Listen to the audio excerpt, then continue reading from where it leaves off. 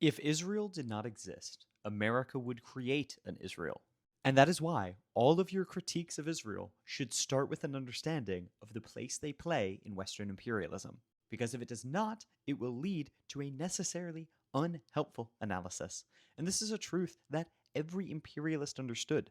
Joe Biden, Henry Kissinger, and Kamala Harris understood that Israel serves a vital role in serving American imperial interests of destabilizing and conquering portions of the Middle East. Understanding the threat that things like Pan Arabism and even Muslim unity have to American hegemony as a vital third power block. And this is why it is so frustrating when I see people hyper focused on Israel as if that's the only Israel in the world. Guys, hear me out. Taiwan is an Israel for China. South Korea, Israel. Just as South Vietnam was in Israel. All of these things were founded by genocide, funded and supported by the predominant hegemonic empire to serve the interests in that region. Because we don't have to win, we just have to make damn well sure that the people don't have sovereignty over their own land so that corporations can come in and try and win.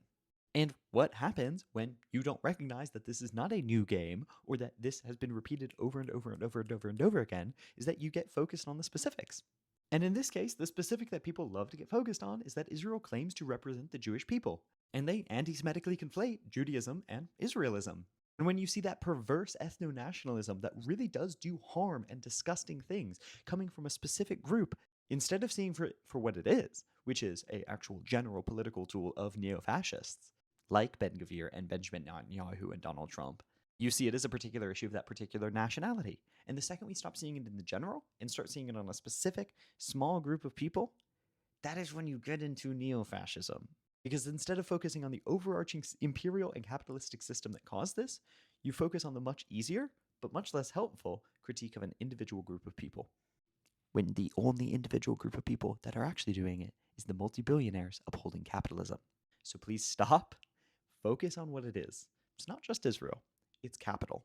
And if Israel didn't exist, America as an avatar of capital would make one.